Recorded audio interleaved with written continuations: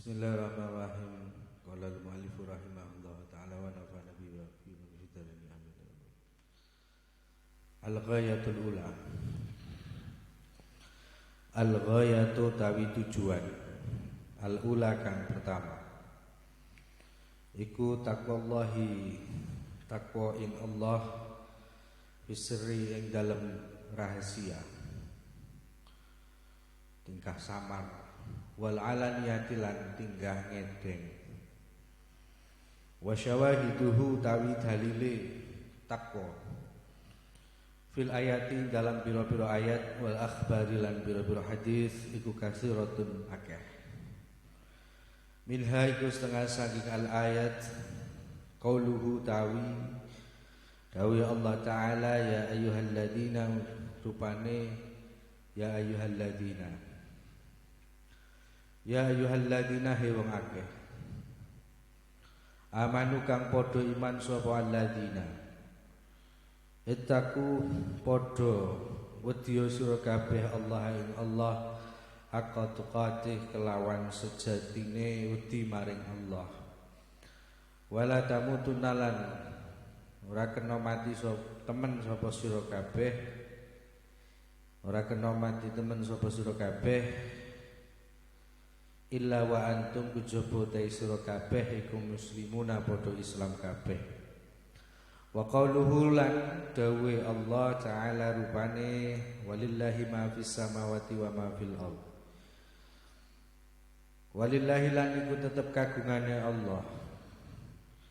Ma utai perkara fis samawati kang tetep ing dalem pira-pira langit wa malan perkara fil ardhi kang tetep ing dalem bumi. Walaqad wasfaina lan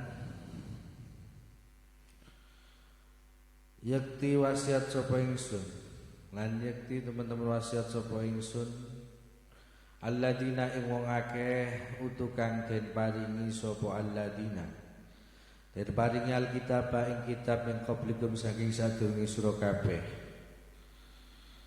wa iyakum lan ing sira kabeh an sedune kelakuan ittaku wedya sapa sira kabeh Allah ing Allah wa in takfuru lan lamun padha kufur sapa sira kabeh fa inna lillahi maka sedune iku tetep kedue Allah ma ana perkara fis samawati kang tetep ing dalem pira-pira langit wa malan perkara fil ardi kang tetep ing dalem bumi wa kana lan ana sinten Allah Gusti Allah iku ghaniyan zat kang sumugih hamidan tur zat kang den puji wa qauluhu ta'ala rupane fattaqullaha fattaqu mongko wedya sira kabeh Allah ing Allah mastata'tum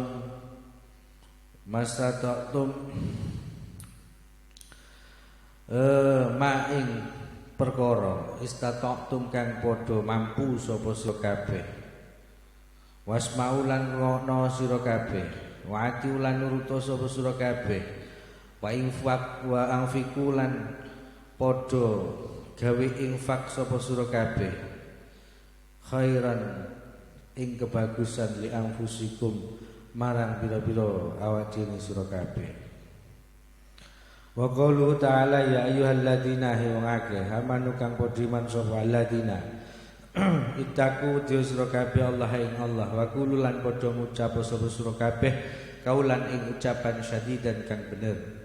Wa mal akhbaru ana puntai biro-biro hadis khabar iku faqat ruya mongko teman-teman den riwayataken an Abi Hurairah radhiyallahu anhu apa kila den ucapaken apa kil ya Rasulullah utusane Allah sallallahu alaihi wasallam man iku sapa akramun nasi utawi luweh mulya-mulyane menungso qala dawu Nabi Rasul utawi man iku atqahum utawi akram iku atqahum luwih takwa-takwane nas wa qalu nuli ngucap sapa nas laisa ora ana apa an hada saking ikilah qala atqahum iku nas'aluka takon sapa kita ing sira Muhammad qala dawuh sinten Muhammad utawi akram iku fa Yusufu mongko utawi Yusuf iku nabiullah Ibnu Nabiyillahi kang dadi putra jalere nabine Allah. Ibnu Khalilillahi kang dadi putra jalere Khalilullah. Qalu sapa nas laisa rana apa an hada saking ikilah qaul iku nasalu katakon sapa ingsun ing sira Muhammad.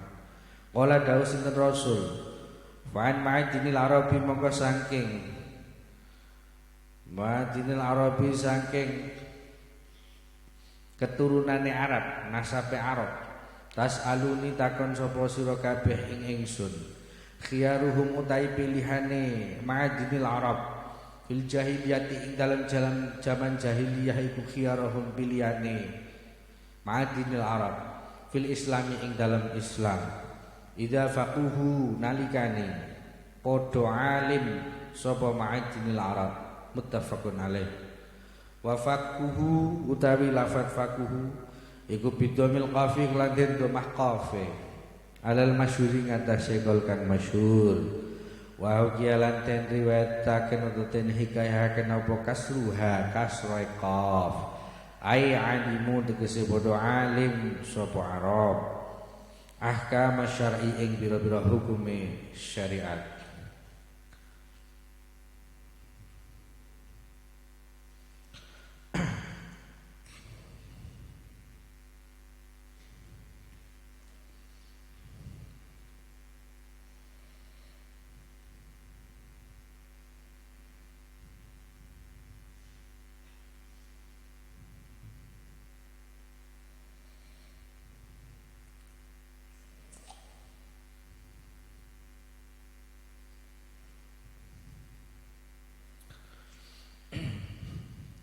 Al-ghayatul ula masuk dalam ghayah yang pertama atau tujuan yang pertama adalah takwa terhadap Allah fisri wal alaniyah, baik dalam keadaan samar ataupun keadaan alaniyah, tampak di hadapan orang banyak niki.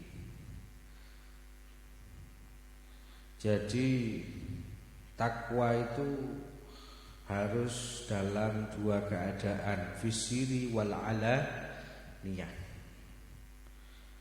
Kayak posisi ngaji sekarang seperti ini nih, kira-kira takwa fisiri wal alaniyah apa enggak? Fisiri wal alaniyah apa enggak?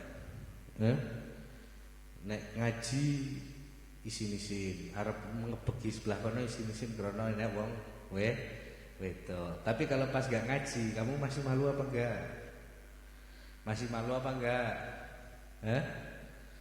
Bahkan curi-curi kesempatan. Berarti dia takwa fil alaniyah tetapi tidak berarti dia tidak mengamalkan takwa fil sirri wal alaniyah.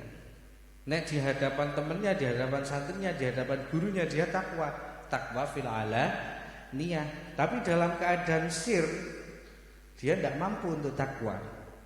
Dalam keadaan sir itu bagaimana? Dalam keadaan tidak di hadapan orang banyak, dalam keadaan tidak di hadapan orang yang ditakutinya, tidak di hadapan gurunya, tidak di hadapan temannya yang nanti akan memperingatkannya. Niku berarti belum takwa fisiri wal alaniyah. Kalau lagi di pondok, di kamar banyak orang ketoke takwa. Tapi mengko nek wis ora ning kamar, wis ora ning pondok, berubah orangnya. Berarti belum takwa fisiri wal alaniyah. Dalam keadaan sendiri, dalam keadaan samar, dalam keadaan tidak banyak orang lain atau tidak di hadapan orang yang ditakutinya, dia berubah, melakukan hal-hal yang sebelumnya dia tidak mampu untuk melakukan di hadapan orang banyak. Ini berarti belum takwa fisiri wal alaniyah. Paham? Jelas nggih? Nek nang pondok ta iya ketone ngalim, ya. Karo wong wedok isin-isinan. Tapi mengko barang putus saka pondok ketemu ning kampus langsung gercep. Paham iki? Berarti tidak takwa fisiri wal alaniyah. Jelas? Nggih? Ada temennya, dia nggak mau mencuri, tapi setelah Tidak ada temennya, tidak ada orang, langsung mencuri, diambil dan sebagainya. Berarti tidak takwa fisiri wal ala niyah. Nah, goyah yang pertama dari orang-orang yang soleh niku senantiasa menjaga ketakwaan tidak hanya dalam keadaan alaniyah saja, tapi dalam keadaan sir, dalam keadaan kesendiriannya dia tetap menjaga ketakwaan. Jadi jangan sampai beda antara kamu ibadahnya di pesantren dengan di rumah. Kalau di pesantren lebih giat, kalau di pesantren lebih semangat, tapi nanti di rumah ketok balik meneng asline. Ini berarti belum takwa fisiri wal ala ani. Paham ya? Enek ustate, enek gurune lisane dijogo, ora tau misu-misu. Tapi pas enek gurune, ra enek sing tuwek, ra enek sing ngilingno, wah bisa-misu sakarepe. Berarti belum takwa fisiri wal ala niyah. Jelas? Jelas lah ini. Nggih? Nggih? Nggih. Padahal tuntutannya niku takwa itu fisiri wal ala niyah. Mau di hadapan siapa saja sama, mau dalam keadaan apa saja sama ketakwaan niku. Nggih? Jangan dianggap ketika kamu berada di kamar mandi kemudian di situ Allah nggak bisa melihat karena di kamar mandi, boten. Jangan dianggap kalau kamu di pinggir sungai Banjaran Allah nggak melihat, Allah melihat. Paham? Inilah takwa fisiri wal ala alaniyah. Dimanapun kapanpun Allah melihat, mengetahui. Mane wonten dawuh Kanjeng Nabi, "Ittaqillah haitsuma kunta." Bertakwalah kamu dimanapun kamu berada. Berada dimanapun, jangan menjadikan apa yang ada di sekitar kamu ataupun keadaan yang ada niki merubah kualitas ketakwaan. Tetap harus sama, fisiri wal ala niyah. Tetap harus sama. Kemudian tentang takwa memiliki dituliskan, dinukilkan beberapa ayat dan juga hadis. Dalam ayat banyak sekali, tetapi diambil yang penting-penting mawon mriki. Ingkang pertama dawuh Gusti Allah, ya ayyuhalladzina amanu ittaqullaha haqqa tuqatih. Wahai orang-orang yang beriman, ittaqullaha, bertakwalah kalian semua kepada Allah Subhanahu wa taala haqqa tuqatih, dengan sebenar-benar takwa. Wala tamutunna illa wa antum muslimun, dan jangan sampai kamu itu mati kecuali dalam keadaan muslim, dalam keadaan Islam. Dari ayat menika Allah memerintahkan satu untuk senantiasa menjaga ketakwaan, dan penjagaan ketakwaan itu harus istimror, harus continue. Sampai kapan? Sampai mati. Harus menjaga ketakwaan sampai mati. Harus menjaga iman Islam sampai mati. Jangan sampai nanti mati tidak membawa Islam, jangan sampai nanti mati tidak membawa iman. Naudzubillah ini dzalik. Makanya terberi Allah dawakan wala tamutunna illa wa antum muslimun. Takwanya digawa sampai mati. Takwanya dibawa sampai mati sehingga iman Islamnya terjaga. Kemudian Allah yang memiliki dalam memerintahkan ittaqullah, nggih. Niki wonten penegasan haqqa tuqatih, bahwa dalam pelaksanaan perintah bertakwa kepada Allah niki harus dilakukan dengan sebenar-benarnya. Ketika ayat niki turun, para sahabat niku langsung giat melakukan ibadah-ibadah, melakukan banyak kesunahan-kesunahan, bahkan lampai sembayang sampai kakinya bengkak, sampai baduke niku do trecel, ya, karena terus-terusan kena alas sujud sampai nanahan dan sebagainya niki para sahabat. Akhirnya ini dirasa berat kalau perintah ketakwaan itu harus haqqa tuqatih, karena perintah takwa dengan penegasan hakut tuqatih niku maknanya adalah takwa yang tidak boleh maksiat sama sekali. Harus terus taat kepada Allah Subhanahu wa taala. Jangan pernah ada maksiat. Kira-kira mampu napa mboten menungso wonten iki? Sing iso sapa kaya ngono kuwi? Yang bisa siapa? Hanya para nabi. Kalau selain nabi, apa meneh kaya kula panjenengan iso ora? Sing kon taat terus ndak pernah maksiat. Sing kon taat terus ora tau dosa. Iso ora? Bisa apa enggak? Tidak mampu. Sehingga para sahabat niku mengeluhkan, mboten mampu. Kalau perintah ketakwaannya itu haqqa tuqatih. Akhirnya Allah menurunkan ayat selanjutnya yang oleh ulama niku dipun tafsiri sebagai nasikh atau penghapus makna dari ayat ini. Kalau ayat menika perintahnya haqqa tuqatih, terus kemudian dinasih dengan ayat selanjutnya yang diturunkan selanjutnya, yakni wa qauluhu ta'ala fattaqullaha mastata'tum. Perintahnya diganti menjadi fattaqullaha mastata'tum, bertakwalah kepada Allah mastata'tum, sak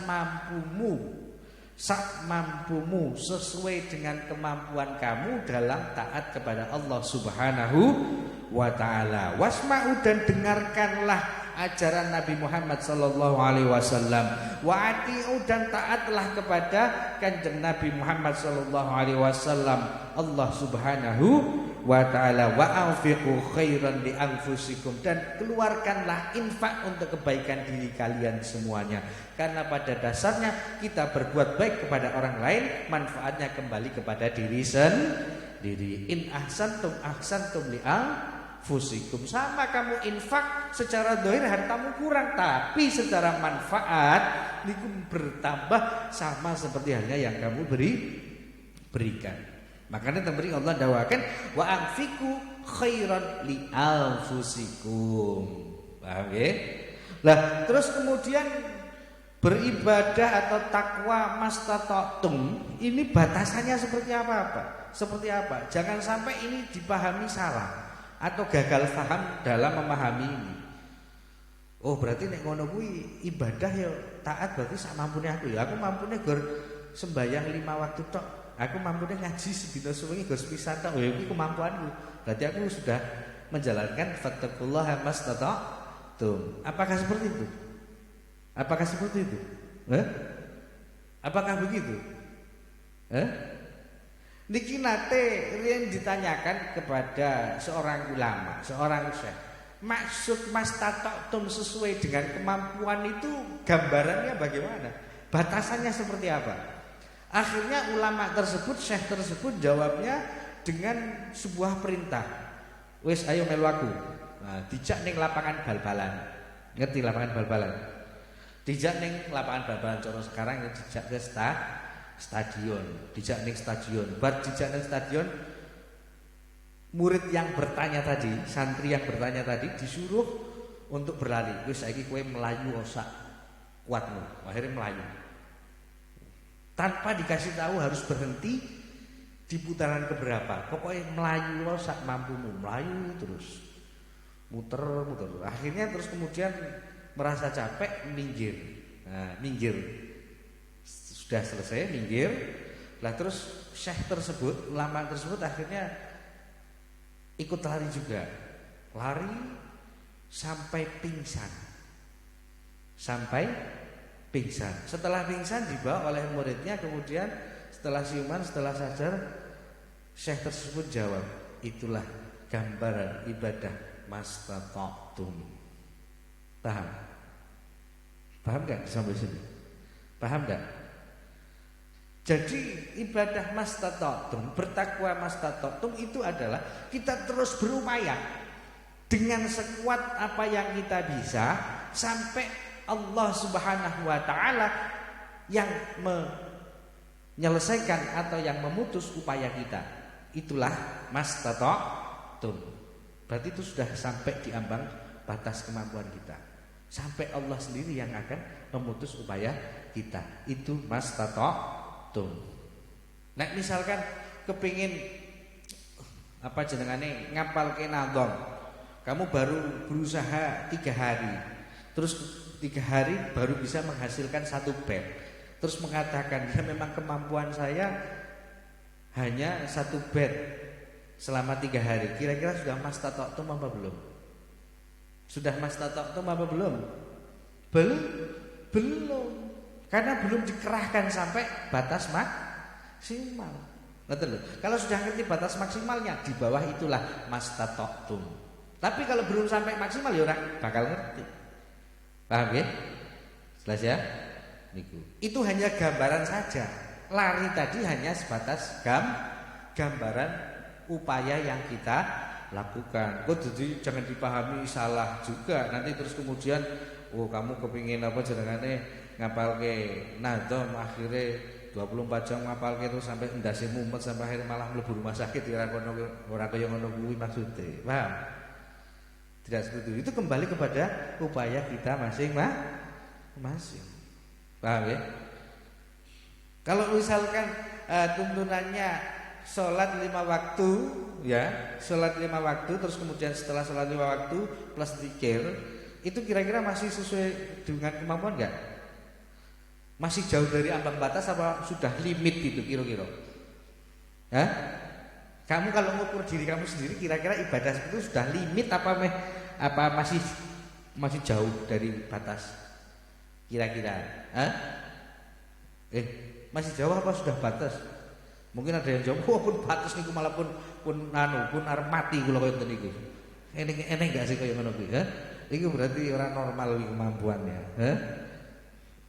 Kalau hanya 5 waktu kemudian plus zikir, plus Quran itu masih jauh dari ambang batas mastata'tum kita taat kepada Allah Subhanahu wa taala. Ngoten. Jelas ya? Niku. Lah, kalau sing sampai melewati batas bagaimana? Ya kalau sampai nanti menimbulkan madarat pada jasmani kita. Niku berarti sudah ambang batas. Sudah ambang batas. Misalkan kamu semalam sholat 1000 rakaat setiap malam. Kira-kira dalam 3 hari yang terjadi bagaimana? Yang terjadi apa? Kamu tambah sakti apa tambah sakit? Sakit. Karena sudah terlalu memaksakan. Sudah di luar mastata'tum. Paham sampai sini nggih? Lah kalau hakatu qotih itu enggak boleh maksiat sama sekali, kudu taat terus krono di sini dikuatkan dengan hakatu qotih dengan sebenarnya. Berarti taatnya kudu tenanan, ora kena taat dolanan, ora kena taat separuh-separuh, ora kena taat sing ada kurangnya. Pokoknya kudu taat sing sebenar-benarnya, kudu takwa sing sebenar-benarnya. Artinya selama hidupnya harus taat terus. Nah ini sulit sekali, berat sekali. Ya, sehingga kemudian dikasih niki mastata'tum. Kemudian Nabi Muhammad SAW juga dakwaken wonten dawuhipun idza amartukum bi amrin fa'tu minhu mastata'tum. Ketika saya Nabi Muhammad memerintahkan dengan suatu perkara, ya, dengan suatu perintah maka tunaikan sesuai dengan kemampuan kamu. Wa idza nahaitukum anhu fajtanibu. Dan ketika aku melarang sesuatu maka fajtanibu, hindarilah. Niki ada 2 hal yang berbeda. Ketika Nabi Muhammad dakwaken tentang masalah perintah maka tunaikan sak mampune. Paham? Tapi ketika berbicara wa idza nahaitukum, ketika berbicara tentang apa yang terlarang maka fajtanibuh, hindarilah tanpa ada qayd mastata'tum. Paham? Jadi untuk hal-hal yang dilarang niku mboten mastata'tum. Mastata'tum itu dalam rangka kita taat takwa kepada Allah Subhanahu wa taala. Tapi kalau untuk masalah larangan niki sebisa mungkin niku selalu dalam ambang batas maksimal, kudu senantiasa dijaga. Paham nggih? Nah niki. Jadi gambarannya bagaimana? Gambarannya ya nek misalkan kita ngelakoni ibadah wajib nek sembahyang yo enek sunai. Nggih, ada sunahnya. Ngelakoni kewajiban zakat ya enek zakat sing sunah. Berarti sedekah. Plus sunah itu berarti sudah mastata'tum wis lumayan lah standar. Ya, tetapi larangannya jangan. Larangannya tidak sama sekali. Paham ya? Fajtanibu. Kemudian ayat selanjutnya Allah dawakan walillahi ma fis samawati wa ma fil ard wa laqad wassaynal ladzina utul kitaba min qablikum wa iyyakum. Ya, Allah apa saja yang ada di langit dan apa yang ada di bumi kabeh niku gadane sinten Allah Subhanahu wa ta'ala. Semua yang ada di langit, semua yang ada di bumi hakikatnya itu adalah milik Allah Subhanahu wa ta'ala. Bahkan diri kita ini juga milik Allah Subhanahu wa ta'ala. Makanya kamu jangan terlalu pede terhadap diri sendiri. Ngrumangsani nek diri sendiri kuwi punya kamu, bukan. Itu miliknya Allah Subhanahu wa ta'ala. Titipane Gusti Allah terhadap orang tua kamu. Wong tua yang ngono aja terlalu rumangsa nek anak kuwi bener-bener 100% nggone anake dhewe. Mboten niku titipane Gusti Allah. Kamu punya harta benda aja digegemi sak cek kuat-kuate krana kuwi titipane Gusti Allah. Aja pelit-pelit banget, kuwi titipane Gusti Allah.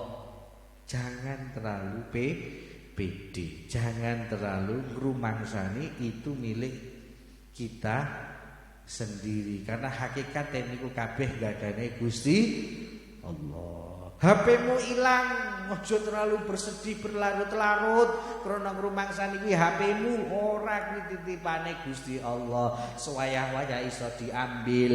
Kamu punya kesehatan juga sama, sewayah-wayah kesehatanmu bisa diambil. Bahkan tidak hanya kesehatan saja, nyawamu sewayah-wayah iso dijukuk karo Gusti Allah. Bahkan bukan nyawamu, nyawa orang yang kamu sukai, yang kamu sayangi, yang kamu cintai juga sama. Hakikatnya milik Gusti Allah. Sewayah-wayah bisa diambil lagi oleh yang punya. Kamu punya orang tua yang sangat kamu rindukan, yang sangat kamu cintai, eling.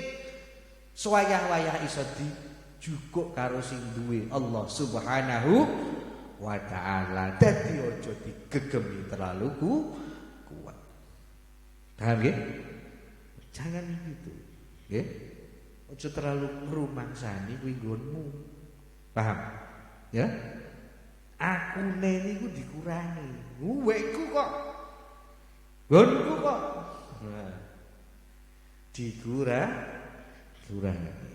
Ya, niki lillahi nggih. Maka mriki Allah dalam awalan ayat menegaskan apa sing nang langit, apa sing nang bumi kabeh nggone Gusti Allah. Semua punya Gusti Allah. Umahmu hakikate nggone Gusti Allah. Lemahe iki lemahe sapa? Meskipun kamu beli hakikate nggone Gusti Allah. Sewaya-waya bisa enggak diganti oleh Allah? Bisa enggak? Bisa. Sewaya-wayah kamu dijadikan butuh uang, akhirnya umay didol. Berpindahlah tanah yang dulu kamu bangga-banggakan itu punya kamu, sekarang akhirnya berpindah kepada orang lain. Makanya aja terlalu digegemi. Iso gonta-ganti. Urip niku namung gonta-ganti. Urip niku namung gantian. Gantian, saiki kowe urip nang kene, esuk men urip nang kono, ya. Saiki kancamu iki, sesuk kancamu kae, ya. Itu saja. Duit juga sama. Sekarang kamu punya duit 50.000, sesuk 50.000 pindah ning warung. Kok suka warung duit 50.000 pindah meneh. Coba kamu pernah meneliti enggak alur uang itu? Kamu punya uang 10.000, kamu tulisi jenengmu sapa? Slamet. Ya, terus 3 hari, enggak usah sampai 3 hari lah. Dalam 6 jam saja uangmu sudah berpindah kemana? Berapa tangan yang memegang uang kamu? Pernah enggak? Kasih webcam tersembunyi yang paling kecil misalkan, ya. Bar saka nggonmu pindah nang Butina, saka Butina pindah nang Bujoko, Joko pindah. Dalam 6 jam sudah pindah berapa kali? Dalam 3 hari berapa kali? Dalam sebulan. Itulah urip mung gantian. Saiki tonggomu lahiran, sesuk tonggo sebelah kematian. Hanya gantian, sing kene lahir, sing kene mati, sing kene mati, sing kene lahir. Hanya gantian. Paham betul? Hanya gantian. Kurang gantian. Jelas ya? Mungkin gantian. Saiki kene susah, kono seneng. Diwale kene seneng, sembet kono susah. Bal-balan ya kono kuwi. Saiki apa sing menang, apa saiki sing main apa? Liga udah mulai belum? Belum ya? Nah, liga juga sama ya. Sing sering gonta-ganti itu liga apa? Champion ya. Nah, Liga Italia kan paling iso ditebak lah kuwi wae. Sulit apa ganti-gantiannya ora akeh, ya kan? Nah, kalau kan champion kan gonta-ganti ya kuwi gantian, ya. Gantian. Ya gitu saja. MotoGP juga sama, sing menang kan gantian. Sing digadang-gadang menang Marquez malah tiba ping pindho. Iya kan? Sing juara malah sing tidak disangka. Ada yang menyangka itu yang juara, ada enggak? Tidak ada. Tapi malah menang. Urip mung gantian. Ya, saiki menang, sesuk kalah, saiki kalah, sesuk menang, hanya gantian. Nah niku. Maka ini harus disadari untuk lebih kuat dalam menghadapi wolak-wali dunia. Kalau ini dipahami dengan baik, maka akan lebih kuat dalam menghadapi dinamika kehidupan. Ya. Lebih kuat karena sudah punya itu tadi, sudah ada persiapan minimal. Hatinya minimal lebih siap dalam menghadapi dinamika kehidupan. Walaqad wasayna alladziina utul kitaba min qablikum wa iyyakum an ittaqullaha ila akhirih. Nggih, temriki Allah dawakan dengan bentuk taukid tidak hanya satu tapi dua. Yang pertama pakai lam, yang kedua pakai qad. Ini dua-duanya untuk penegasan taukid. Apa hukum yang ditegaskan oleh Allah Subhanahu wa taala? Adanya wasiat. Jadi wasiat ini benar-benar ya, karena ada dua tauhid, benar-benar ditegaskan, diberikan kepada siapa? Alladzina, kepada orang-orang yang bagaimana? Utul kitab, orang-orang yang diberi kitab. Orang-orang yang diberi kitab banyak, mulai dari dulu sampai sekarang. Min qablikum, sebelum umat Muhammad sallallahu alaihi wasallam, wa iyyakum, sampai umat Muhammad. Jadi semua orang, semua umat nggih, mulai dari zaman biyen sampai zaman umat Muhammad sallallahu alaihi wasallam niku ada penegasan wasiat yang sama oleh Allah Subhanahu wa taala, yakni ittaqullaha. Penegasan wasiat untuk bertakwa kepada Allah Subhanahu wa ta'ala. Jadi mulai Rasul sing pertama sampai Rasul Muhammad sallallahu alaihi wasallam niki Allah negasaken hal yang sangat penting yang harus dijalani, yakni tentang takwa kepada Allah Subhanahu wa ta'ala. Lah kalau enggak takwa kepada Allah bagaimana? Wa in takfuru, kalau misalkan enggak gelem takwa marang Gusti Allah, wa in takfuru, kalau misalkan mereka ini pada kufur terhadap perintah Gusti Allah, maka Allah mengulangi lagi kebesarannya. Fa inna lillahi ma fis samawati wa ma fil ard, bahwa kabeh nang dunya iki nggone Gusti Allah, kabeh sing nang langit kuwi nggone Gusti Allah. Kalau ada orang yang enggak mau taat kepada Allah, kalau ada umat yang enggak mau takwa kepada Allah, Allah niku nggadahi kabeh sing nang langit, nggadahi kabeh sing nang bumi. Artine napa? Artine wa kana Allahu ghaniyan hamida. Artine Allah niku maha ghani. Artine Allah niku maha kaya. Artinya Allah itu zat hamid, zat yang terpuji. Jadi kalau misalkan ada orang yang enggak takwa kepada Allah, kalau misalkan ada orang yang kufur kepada Allah, Allah niku pemilik langit dan bumi, maka Allah niku ghani, sugih. Artine nek Allah sugih, artine nek Allah niku ghani, Allah ora butuh karo menungso. Jadi kamu mau takwa enggak takwa silakan, Allah enggak butuh takwamu. Allah enggak butuh kamu enggak takwa juga enggak butuh. Aslinya begitu. Paham betul iki? Ojo dumeh nek misalkan ada orang yang enggak mau takwa kepada Allah kemudian mengurangi kebesaran Allah, tidak sama sekali. Apakah dipikir kalau kamu bermaksiat mengurangi kemuliaan Allah Subhanahu wa taala? Tidak sama sekali. Kana ghaniyan hamidah. Allah tetap ghani, Allah tetap terpuji, Allah tetap termulia, Allah tetap terbesar, Allah tetap tertinggi, tidak mengurangi. Kamu takwa dengan sebenar-benarnya takwa banget juga tidak menambah kemuliaan Gusti Allah. Kamu maksiatnya juga tidak akan mengurangi kemuliaan Allah. Artinya apa? Artinya sing butuh niku kita kepada Allah Subhanahu wa taala. Gusti Allah mboten butuh menungso. Gusti Allah ora butuh marang ibadahe menungso. Goni sugih, nek wong sugih niku ora butuh. Makanya nek gonyo niku makna kitab niku semugih niku maksudnya napa? Ora butuh. Paham betul iki? Jadi Allah niku zat yang maha tidak butuh terhadap apapun. Paham ya? Jadi terus kemudian jangan kamu kepedean, oh aku nek ora ibadah marang Gusti Allah mudhun derajate ora bakal.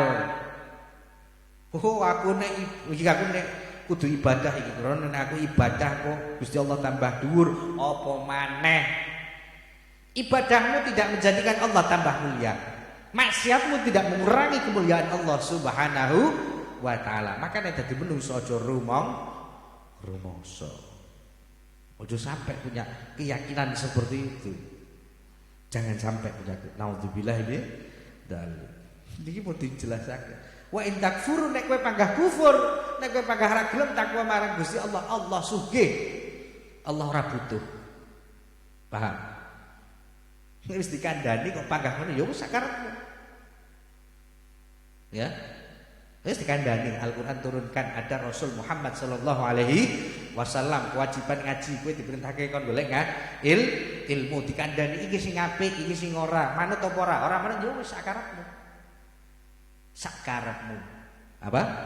Terserah. Up to you, ya. Terserah. Apa kowe rumangsane nek misalkan maksiat kowe kudu dilus-lus terus ora. Ora bakal. Karena itu tadi tidak mengurangi dan menambahi apapun dari Allah Subhanahu wa taala. Apa kemudian terus kamu jual mahal? Nek di apa nek sing ngomongi aku dudu malaikat Jibril aku ora bakal tobat. Apa yang ngono kuwi? Malah kampel karo malaikat kowe.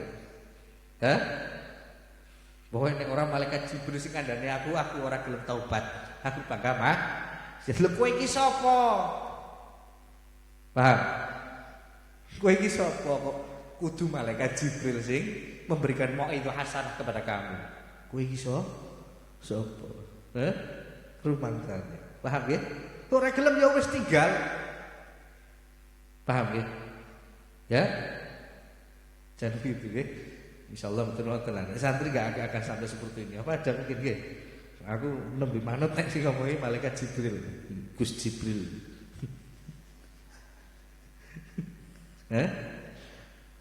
Ini gendeng iki. Jelas ya? Niku. Makanya tembriki sampai diulang kedua kali nggih. Di atas sudah ada lillahi ma fis samawati, di bawah masih diulang lagi fa inna lillahi ila akhirih. Nggih. Ini untuk menyadarkan dan untuk mengingatkan manusia bahwa kabeh iku lho asline nggone Gusti Allah. Kowe kok gebagus ngono. Gampangane ngoten niku. Kabeh iki nggonku, kowe kok ngeyel tak kandhane. Gampangane ngoten niku. Mbok dinggo pikiranmu. Ngono lho. Mbok dinggo pikiranmu. Wong kabeh iki nggonku kok kowe ngeyel, mbok dinggo pikiranmu. Paham betul iki?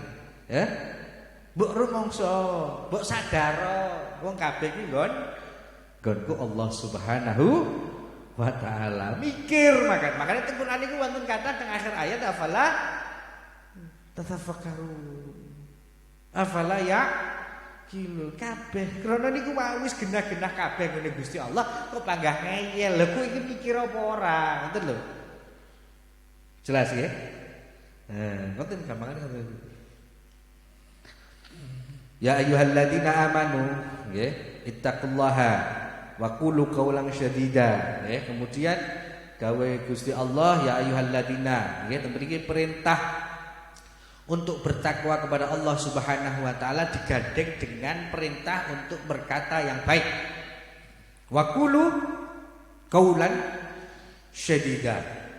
Pertama perintah takwa marang Gusti Allah digandeng kalih perintah untuk berkata yang baik. Niki memberikan iktibar, memberikan pelajaran bagi kita semua bahwa salah satu hal yang dilakukan untuk bisa mencapai kualitas ketakwaan yang baik, kualitas ketakwaan yang tinggi di hadapan Allah Subhanahu wa taala adalah dengan menjaga lisan. Wa qulu qaulan syadida, dijogo lisane, hanya digunakan untuk mengucapkan yang baik dan benar. Jangan terlalu banyak ngomong. Karena kalau terlalu banyak ngomong itu akan timbul persentase menimbulkan kebencian atau kesalahan itu akan semakin tinggi. Iya Pak? Kamu ngomong persiapan satu bab, tapi kok ternyata di sana kamu kurang waktunya sehingga kamu harus ngomong sampai sepanjang 2 bab. Niki persentase kesalahan dengan kamu ngomong hanya satu bab yang kamu persiapkan tinggi mana? Tinggi yang ngomongnya terlalu panjang, sesuai ngarang, ya kan? Pertama nih sesuai yang masih diingat, yang masih dipelajari, ya Pak. Kamu kalau roisan kan begitu, ya? Atau presentasi lah. Kalau itu masih dalam bab yang kamu pelajari, yang kamu masih ingat, kamu masih pede menyampaikan karena saya kelingan dikuasai. Terus nanti kalau ada pertanyaan-pertanyaan mulai masuk, mulai melebar, mulai bundet, akhirnya ngarang, ya Pak. Terlalu panjang, memaksakan, ya, memaksakan. Makanya wonten makalah fi kasratil qaul, ya, ba'dul makti. Fi kasratil qaul ba'dul makti, dalam banyaknya bicara, ya, atau dalam pembicaraan yang panjang, yang banyak, ba'dul makti. Ini persentase menimbulkan kebenciannya akan lebih tinggi. Persentase menimbulkan maktinya ini akan lebih tinggi. Iya Pak? Wong nek ngomong kedawan itu suwi-suwi akhirnya mambrah-mambrah, akhirnya malah enek ngerasani lah, malah enek ngece lah, enek mencela lah. Iya Pak? Akhirnya nyebut orang sana sini dan sebagainya, malah justru akan menimbulkan kebencian krono kedawan ngomong. Iya Pak? Mengapa itu disisipkan? Karena sudah kekurangan ilmu, sudah kekurangan bahan, sehingga diisi dengan bahan-bahan lain, bahan-bahan menjelek-jelekan orang lain, bahan-bahan mencaci orang lain, bahan-bahan ngrasani wong liya lebok kabeh ben tambah dawa. Makanya kemudian ada makalah fi fi kasratil qaul ba'dil makti. Atau dawai Nabi Muhammad sallallahu alaihi wasallam, laisal mu'min bitta'ani wal la'ani. Bitta'ani wal la'ani. Bukanlah seorang mukmin kalau dia banyak mencela, bukanlah seorang mukmin kalau dia banyak mengutuk orang lain. Jadi kalau orang mukmin itu tidak mencela, orang mukmin tidak mengutuk. Paham ya? Kalau kamu mau bahas ilmu saja, sudah bahas dari awal sampai akhir ilmu saja, tidak usah yang lain-lain. Ya? Karena kalau terlalu panjang akhirnya makan semakin menimbulkan kemadharatan. Gitu betul. Contoh ada orang lagi khutbah Jumat, ya, tapi mungkin dia terlalu fanatik dan dia benci dengan pemerintah. Awalnya mungkin biasa saja, tapi karena terbawa akhirnya, ya, terbawa dengan apa yang dia sampaikan, akhirnya akhirnya malah jadi provokasi dalam khutbah Jumat. Akhirnya malah dulu, ayo, gue lagi khutbah apa lagi demo. Paham betul ini? Nah ini maknanya ini fi kasratil qaul ba'dil waqti laisal mu'min bitta'ani wal la'ani. Pegang, ya. Qulil haqqa walau kana Atau kalau dalam hadis yang riwayat yang lain, katakan sebuah kebaikan, kalau nggak bisa katakan sebuah kebaikan, lias mudiyam. Menengo utawa ngomong sing apik. Ngomong sing apik utawa nek ra iso jangan memaksakan lisan kamu untuk mengatakan sesuatu yang tidak baik, yang anfaedah, sing ora enek faedah. Paham ya? Contohnya lagi ngaji, jawil-jawil kancane, wih, aku mau baru, siki tempene ora digoreng, rasanya kepriwe, biasanya goreng, saya ora goreng. Faedahnya apa bro? Mbok yo nanti di kamar ngomong begitu kan bisa ya? Kenapa harus dipaksakan saat ngaji gitu loh? Kenapa harus dipaksakan saat ngaji? Wong bar ngaji lho kowe waktune sik dawa, sik ngobrol maneh sampai jam 12. Paham enggak? Ya kan? Engko bar ngaji kan bahasa akeh nek tempe, nek combro, nek mendua kok pirang-pirang sampai turu. Gitu mboten? Iya. Nang ngaji tak ketone ngantuk tapi bar ngaji kok langsung apa jenenge kewan-kewan tumbuhan metu kabeh. Paham ya?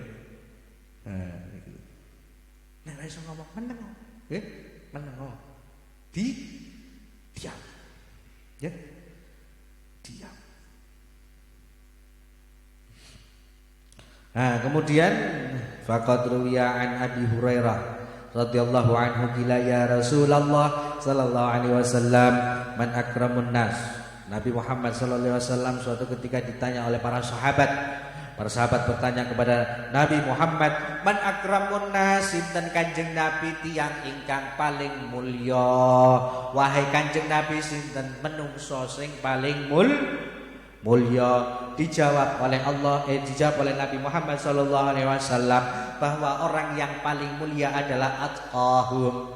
Wong sing paling mulya, manungsa sing paling mulya adalah atqahum. Wong sing paling takwa marang Gusti Allah, orang yang paling menjaga kualitas ketakwaannya di hadapan Allah Subhanahu wa taala, orang yang mampu bertakwa fi sirri wal alaniyah. Niku sing paling mulya di hadapan Allah Subhanahu wa taala. Setelah dijawab seperti ini, sahabat dawuh malih, matur malih, laisa an hadan nas'aduka, sanes niku ingkang kula tangletaken wahai Nabi. Kula maksudnya sanes niku, kula mboten tanglet niku. Terus dijawab oleh Nabi lagi, Pak Yusuf Nabiullah. Ya, kalau manusia termulia dari sisi nasab, ya, dari sisi nasab adalah Nabiullah Yusuf, Nabi Yusuf. Mengapa Nabi Yusuf niki menjadi manusia termulia dari sisi nasab? Karena Nabi Yusuf adalah seorang Nabiullah, dan Nabi Yusuf seorang Nabiullah, ibnu Nabiillah, yang juga merupakan anak dari seorang Nabi Allah. Sinten? Yusuf anake putrane sinten? Yusuf bin ya abai Nabi Yusuf nabi, abai nabi. Dan Nabi Yakub niku juga punya ayah lagi seorang nabi, siapa? Ishak. Ishak niki duwe abah malih sinten? Ibrahim. Dadi mbah buyute nabi, mbahe nabi, abahe nabi. Niki dadi Nabi Yusuf menungso sing paling mulya dari sisi nasab. Kalau jawaban pertama tadi adalah manusia tidak dilihat dari sisi nasabnya, tidak dari segi hartanya, tapi manusia secara umum sing paling mulia adalah sing paling takwa. Tapi yang kalau ditanyakan manusia sing termulia dari sisi nasabe niku Nabi Yusuf. Paham ya? Tadi Nabi Yusuf niku mengumpulkan satu syarafun nubuwah, kemuliaan menjadi seorang nabi. Kemudian syaraful akhlak, kemuliaan akhlak, karena dadi nabi akhlake sae. Sing ketelu syaraful silsilah utawa syarafun nasab, kemuliaan nasab. Nabi kabeh. Abai nabi. ya, dan seterusnya. Niki. Lah, setelah dijawab seperti itu, qalu laisa an hadza nas'aluka. Nggih sanes niku ingkang kula tangletaken Kanjeng Nabi. Maksud kula sanes niku. Oh. Terus Nabi dawuh, fa'in ma'dinil arab tas'aluni. Kamu bertanya kepadaku dari sisi nasabnya orang Arab. Dari sisi nasabnya orang Arab. Berarti orang Arab nggih sing duweni silsilah mulya niku sinten? Nah, sing duweni silsilah paling mulya niku sinten? Jadi pertanyaannya begitu maksudnya. Wong Arab sing paling mulya niku sapa? Nggih, wong Arab sing paling mulya niku sinten? Silsilah. Apakah orang Arab yang dulu pada zaman jahiliyah termasuk bani yang mulia kemudian akan tetap mulia? Apakah ada ketentuan lain? Nah, dijawab oleh Nabi Muhammad SAW, khiyaruhum fil jahiliyah, khiyaruhum fil Islam, idza faquhu. Ya, bani yang mulia atau bani pilihan pada zaman jahiliyah itu juga menjadi bani pilihan zaman Islam. Artinya zaman jahiliyah enek bani, ya ada bani atau golongan yang terpilih atau yang masyhur mulianya itu juga tetap akan mulia pada saat zaman Islam. Tetapi syaratnya idza faquhu, kalau memang faham agama, kalau memang punya ilmu agama, ya.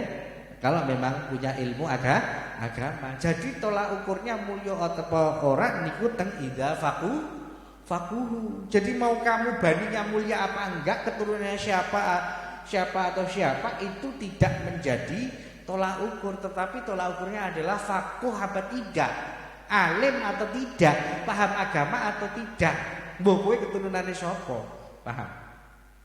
Karena orang yang termulia di hadapan Allah niku enggak melihat nasab, tidak melihat harta, tidak melihat jabatan, tidak melihat kamu tinggal di mana apalagi tidak, tapi sapa sing paling takwa marang Gusti Allah. Paham ya? Itu. Ora didelok nasabmu, mboten. Allah ndak delok nasabmu. Allah ndak delok hartamu. Allah ndak delok jabatanmu. Allah enggak melihat pangkatmu di dunia apalagi tidak, tapi dilihat sapa sing paling takwa marang Gusti Allah. Begitu juga dengan masalah khiyaruhum, ya. Khiyaruhum, bahwa manusia terpilih pada zaman jahiliyah atau mungkin manusia yang dianggap mulia karena mungkin dari keturunan dari nasab yang baik. Ketika zaman Islam dia tetap akan mulia, dia tetap akan baik, dipandang mulia, terpandang apabila idza faquhu, ketika dia faham ilmu agama. Nggih, mriki dipun jelasaken idza faquhu wa faquhu alqaf alal maswahi kasurae alimu ahkam syar'i, mengetahui hukum-hukum syariat. Artinya apa? Artinya gelem ngaji, duwe nasab mulya tapi gak gelem ngaji nggih sama saja pada bae. Ora ngerti agama syar'i, akhirnya ya gak mulya, akhirnya ya ora terpandang. Sebaliknya gak punya nasab tapi kok rajin ngaji, ngerti agama syar'i, ya akhirnya mulia, akhirnya terpandang. Jadi bukan nasabnya yang mengangkat dia di hadapan orang lain, tapi ilmunya. Apalagi kalau dua hal ini bertemu pada satu orang, sudah nasabnya baik, punya ilmu. Paham ya? Niki. Jadi niki luar biasa sekali jawaban dari Nabi Muhammad sallallahu alaihi wasallam. Satu pertanyaan tapi menjelaskan berbagai macam hal dari berbagai sisi. Allah a'lam bishawab. Al-Fatihah.